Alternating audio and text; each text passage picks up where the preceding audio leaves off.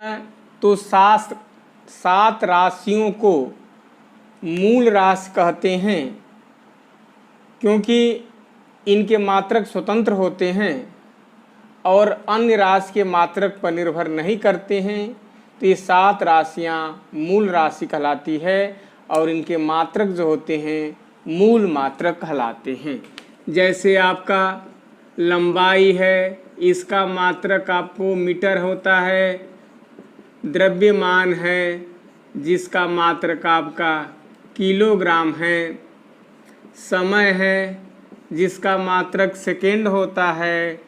ताप है जिसका मात्रक केल्विन होता है। वैद्युत धारा है, इसका मात्रक आपका एम्पियर होता है। पदार्थ की मात्रा है जिसका मात्रक मोल होता है। लंबाई, द्रव्यमान, समय, ताप, वैद्युत धारा और एक ज्योति तीव्रता है जिसका मात्रक कैंडला होता है। देखिए, यह आपको केल्विन और एम्पियर वैज्ञानिक के नाम है, इसलिए इसको कैपिटल में लिखते हैं। शेष मात्रक का नियम है किसी राशि में लिखा जाए, मात्रक को आपको अंग्रेजी के लेटर में लिखा जाए, स्मॉल में लिखा जाए। लंबाई का मात्रक मीटर, द्रव्यमान का मात्रक किलोग्राम, समय का मात्रक सेकेंड, ताप का मात्रक केल्विन। ये दोनों वैज्ञानिक नाम है, इसलिए कैपिटल में, शेष को स्मॉल में लिखने का ही नियम है। खैर, यहाँ से कंपटीशन में इससे कोई विशेष आशा नहीं है। हाँ, ये आपको 7 राशियाँ मूल राशि हैं और इनके मात्रक ही मूल मात्रक हैं।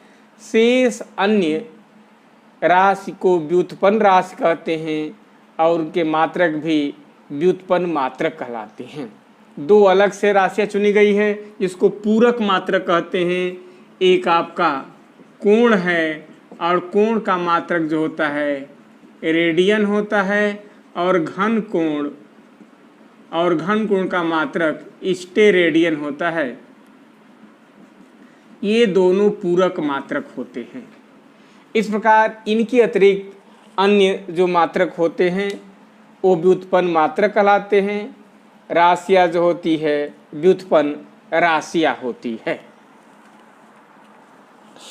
अब यहाँ विशेष तरह से देखिए, जो लंबाई के मात्रक महत्वपूर्ण हैं जो परीक्षा में आते हैं, उसमें से लंबाई के जो मीटर के से बड़े मात्रक होते हैं वो 3 मात्रक विशेष महत्वपूर्ण होते हैं। एक तो होता है प्रकाश वर्ष, लाइट ईयर कहते हैं, और एक प्रकाश वर्ष प्रकाश द्वारा 1 वर्ष में तय दूरी के बराबर होता है, जो वास्तव में 9.46 गुणे 10 के 15 मीटर के बराबर होता है, या 9.46 10 के पावर 12 किलोमीटर के बराबर होता है। यह एक प्रकाश वर्ष है।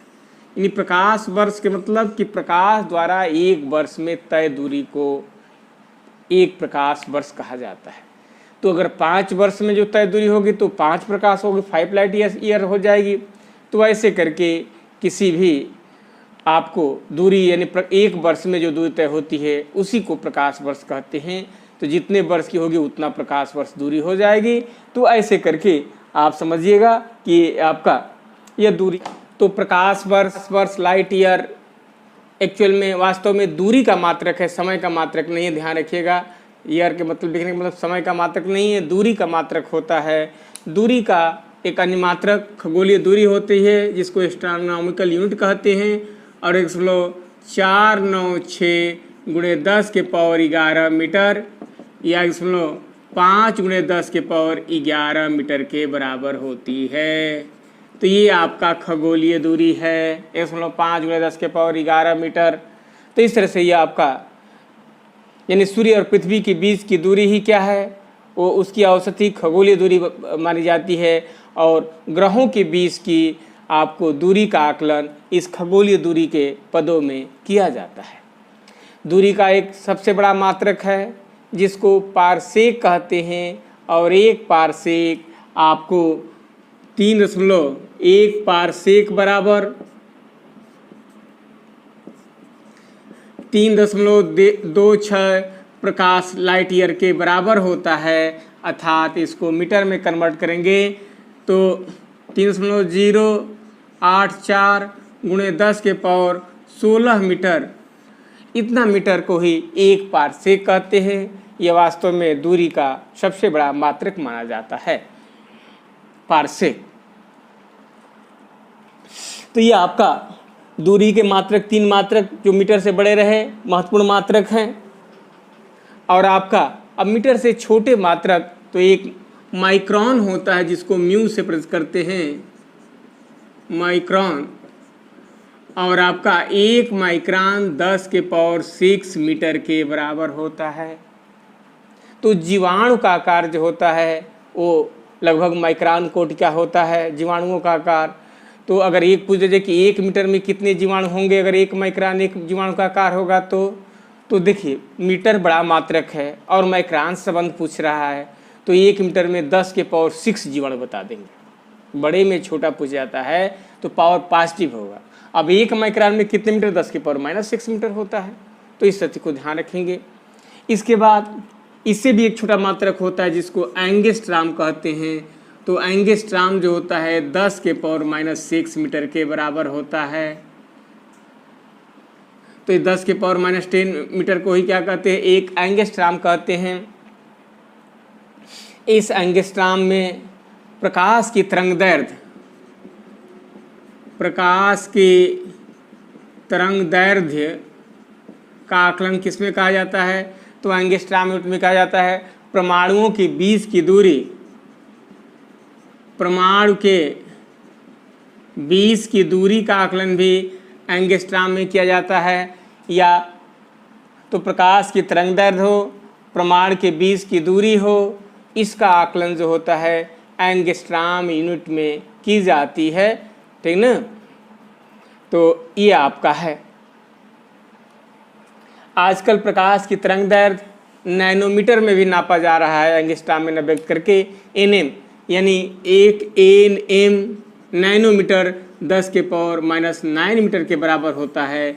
तो आजकल प्रकाश की तरंगदैर्घ्य नैनोमीटर में भी प्रदर्शित किया जा रहा है। लेकिन पहले के अगर विकल्प में दिया रहेगा तो प्रकाश की तरंगदैर्घ्य है, परमाणुओं के बीच की दूरी है, ठीक ना, ये क्या बताएंगे, तो प्रकाश आपको एंगस्ट्राम यूनिट में प्रदर्शित की जाती है, ठीक ना। और आपका ऐसे नैनोमीटर का भी ऑप्शन होगा तो एनएम में भी होता है, प्रकाश की तरंगदैर्घ्य को व्यक्त करते हैं। अब नाभि के बीच की दूरी का जो आकलन होता है, तो नाभि के बीच की दूरी के आकलन के लिए आपको एक अलग मात्रक होता है जो दूरी का सबसे छोटा मात्रक बताएंगे। इस प्रकार लंबाई का अत्यंत छोटा मात्रक है जिसको फर्मी कहते हैं, फर्मी।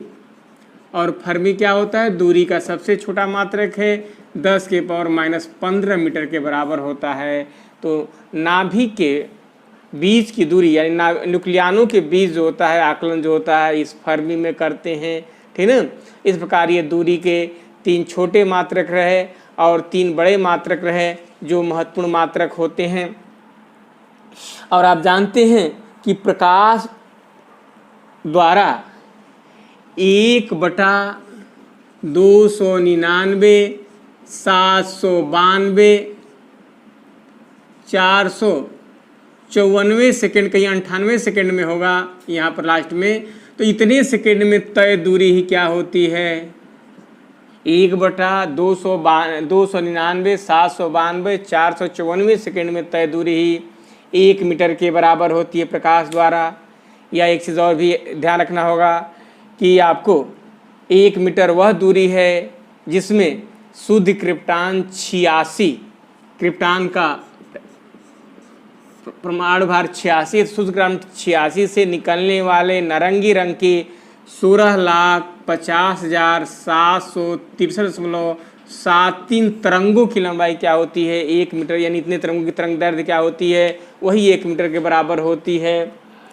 तो शुद्ध क्रिप्टॉन 86 के से निकलने वाले नारंगी रंग के प्रकाश की 16,50,763.73 तरंगों की लंबाई 1 मीटर के बराबर होती है।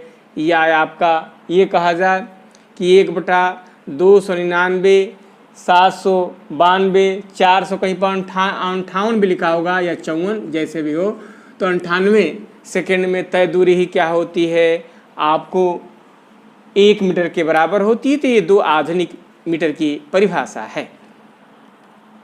इस प्रकार ये लंबाई के मात्रक में रहा, किलोग्राम के मात्रक में नहीं, लेकिन ये समझिएगा कि 4 डिग्री सेंटीग्रेड पर 1 लीटर जल का द्रव्यमान क्या होता है, 1 किलोग्राम के बराबर होता है। या फिजिक्स के बेसिक ही अध्ययन कर रहे हैं, बेसिक टर्मों का अध्ययन कर रहे हैं। तो फिजिक्स किसका अध्ययन करता है, द्रव्य, ऊर्जा और उसके परस्पर संबंधों का अध्ययन करता है। यानी द्रव्य और ऊर्जा और उसके होने वाले परस्पर संबंध का ही अध्ययन किया जाता है। इस प्रकार हम किसी वस्तु के सही जानकारी करने के लिए मापन की आवश्यकता होती है, और इसी कारण से आज मापन का अध्ययन कर रहे हैं। तो देखिए, मापन में जब किसी वस्तु के लिए व्यक्त करते हैं तो किसी वस्तु के जो माप प्रदर्शित किया जाता है, तो एक तो ध्यान रखना उसका आंकिक मान कुछ हो, जैसे 10 मीटर लिखते हैं तो ये 10 क्या है, उसका आंकिक मान है, और m क्या है, उसका मात्रक है। तो उसका संख्यात्मक मान, आंकिक मान और मात्रक, 2 चीज़ की मापन में आवश्यकता होती है, ठीक ना। कि और ये चीज जब संख्यात्मक मान कम होगा तो मात्रक बड़ा होता है, और संख्यात्मक मान अधिक होगा तो मात्रक छोटा होगा उसी राशि के लिए। तो ध्यान रखना कि संख्यात्मक मान कम होगा तो मात्रक बड़ा होता है, और अगर संख्यात्मक मान ज़्यादा हो जाएगा तो उस मात्रक का मान क्या होगा, छोटा होता है। तो ये चीज़ है। इसके बाद आगे आपने भी समझा था कि मीटर क्या हो, मीटर की परिभाषा दी गई थी 2 तरह से। एक तो 1/299, 792, 498 सेकंड में तय दूरी क्या होती है आपको प्रकाश द्वारा, वो 1 मीटर के बराबर होती है। या शुद्ध क्रिप्टॉन 86 से निकलने वाले नारंगी रंग के प्रकाश की 16,50,763.73 तरंगों की लंबाई 1 मीटर होती है। ये भी कह सकते हैं कि प्लेटिनम इरिडियम की बनी हुई एक विशेष छड़, जिसमें 90% प्लेटिनम और 10% इरिडियम होता है, जिसका विस्तार न हो सके, और उस विशेष छड़ की लंबाई ही 1 मीटर के बराबर होती है। उसी प्रकार किलोग्राम में 4 डिग्री सेंटीग्रेड पर 1 लीटर जल का द्रव्यमान 1 किलोग्राम होता है। या एक विशेष बेलन जिसका व्यास भी 39 mm हो और ऊंचाई भी 39 mm हो मिलीमीटर में, या 3.9 सेंटीमीटर कहा जाए, तो उसी का द्रव्यमान 1 किलोग्राम होता है। वो प्लेटिनम इरिडियम के से ही बना होता है। या 5.0188 × 10⁻25 कार्बन परमाणु, कार्बन 12 है, तो कार्बन परमाणुओं की 5.0188 × 10⁻25 परमाणुओं का द्रव्यमान क्या होता है, 1 किलोग्राम के बराबर होता है, ठीक ना। इसी प्रकार सौर दिन में भी समझे कि सौर दिन का 1/86,400वां सेकेंड भाग क्या होता है, 1 सेकेंड होता है। यह साइन वर्ष, साइन वर्ष के मतलब कि जब सूर्य जो होता है बसंत विषुवत पर होता है, जिसको वर्मल इक्विनॉक्स कहते हैं। तो बसंत विषुवत से पिन माने उसी बिंदु तक आने में जितना समय लेता है, और वही साइन वर्ष कहलाता है।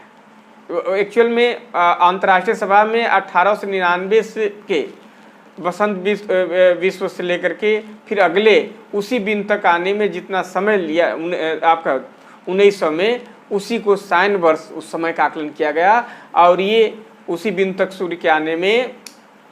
तो उस स्थिति में आपको उसी का 315, 925, 315, उसी का क्या होगा 315 कर दे, 56, 925 और 97 जो भाग होगा वही भाग क्या होता है, 1 सेकेंड होता है। या ये ध्यान रखना होगा 60 में कि 1 वर्ष में कितने सेकेंड होंगे, तो 60 में 3.15 × 10⁻7 सेकेंड होगा। इस तथ्य को ध्यान रखिएगा आप। 3.15 × 10⁻7 सेकेंड होते हैं 1 वर्ष में। ठीक ना। तो एक साइन वर्ष में 3.15 × 10⁻7 सेकेंड होंगे। फिर एम्पियर की परिभाषा, तो एम्पियर की परिभाषा क्या देते हैं कि दो सीधे लंबे समानांतर तार जो निर्वात में रखे गए हों और उनके बीच प्रति मीटर लंबाई पर अगर 2 × 10⁻⁻7 न्यूटन का बल उत्पन्न हो रहा है तो उनके बीच पर प्रवाहित धारा दोनों तारों के बीच 1 एम्पियर की मानी जाती है। तो यह आपको एम्पियर की परिभाषा है। उसी प्रकार केल्विन के मतलब कि जो अंतर्राष्ट्रीय प्रणाली में ये केल्विन ताप का मात्रक होता है और गलते बर्फ और उबलते जल का जो ताप है उस ताप का 1/100वां भाग ही 1 केल्विन होता है, ठीक ना। या जल का जो त्रिक बिंदु है उसका 1/273.16वां भाग क्या होता है, 1 केल्विन होता है। उसी प्रकार किंडला है, किंडला भी जो तीव्रता का मात्रक होता है और मानक स्रोत से के खुले मुख से जिसका क्षेत्रफल क्या हो, मानक स्रोत के खुले मुख से 1 सेंटीमीटर क्षेत्रफल से जितनी जो तीव्रता निकलती है उसका 1/60वां भाग ही क्या कहलाता है, 1 किंडला होता है। यानी मानक स्रोत एक्चुअल में प्लेटिनम के ताप 1760 डिग्री सेंटीग्रेड होना चाहिए और उस मानक स्रोत के ताप, अगर मानक स्रोत पर का ताप 1760 डिग्री सेंटीग्रेड है और उसके खुले मुख से 1 सेंटीमीटर स्क्वायर क्षेत्रफल से जितनी जो तीव्रता बाहर निकलती है उसका 1/60वां भाग ही क्या कहलाता है, 1 किंडला कहलाता है, ठीक ना। तो ये सब परिभाषा समझाया गया, इसलिए समझाया गया कि इसमें से अगर कहीं पॉइंट आए तो आप मिस न करें। कब क्या पूछा जाता है कंपटीशन में, इस सत्य को आपको तो बेसिक चीज़ हर चीज़ को तैयार रखना चाहिए कि आपको ये नहीं कि युद्ध में लड़ाई करने जाएं और कुछ चीज़ भूल दें कि चलिए इतने में होगा, तो नहीं, सब चीज़ आप ध्यान रखें। इसी प्रकार आपको लंबाई के जो छोटे मात्रक बताए गए थे, माइक्रान, एंगस्ट्राम और आपको फर्मी, ये 3 छोटे मात्रक होते हैं, ठीक ना। माइक्रान के मतलब कि 10⁻⁻6 मीटर के बराबर होता है, इसमें जीवाणु का आकार नापते हैं।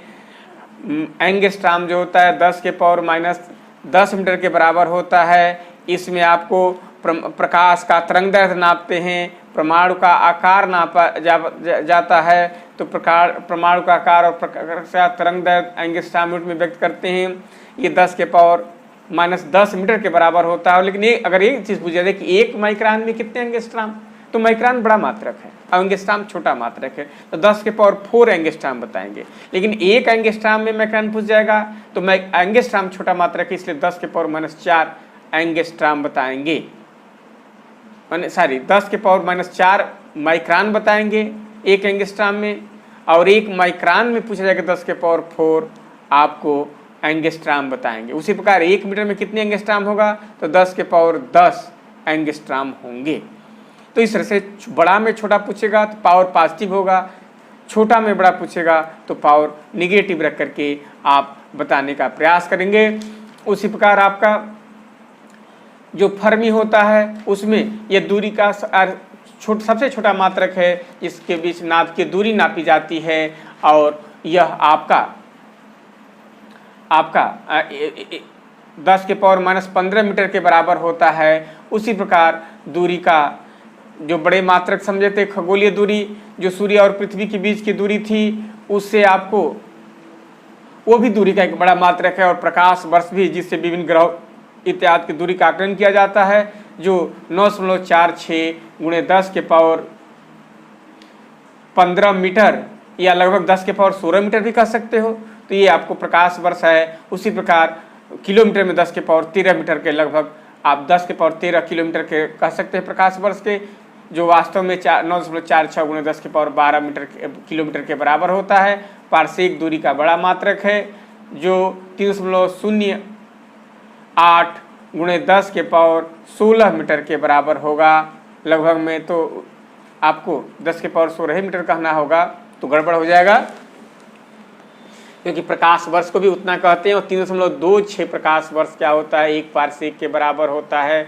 तो ये रहा है आपको मात्रकों के विषय में चर्चा करने के संबंध में। उसी प्रकार दाब का मात्रक क्या होता है, ये अव्युत्पन्न मात्रक हुए, तो लेकिन कुछ मात्रकों को रखा गया है एसआई सिस्टम में, तो दाब का मात्रक आपका पास्कल रखा गया है, ठीक ना, एसआई सिस्टम में। उसी प्रकार शक्ति का मात्रक क्या होता है, वाट होता है। कार्य का मात्रक जूल है एसआई पद्धति में। और सीजीएस पद्धति आप जानते हैं मापों की 3 पद्धति होती है, एसआई पद्धति, सीजीएस पद्धति और एफपीएस पद्धति। तो जो एसआई पद्धति होती है उसमें कार्य का मात्रक जूल होता है और सीजीएस पद्धति में कार्य का मात्रक अर्ग होता है।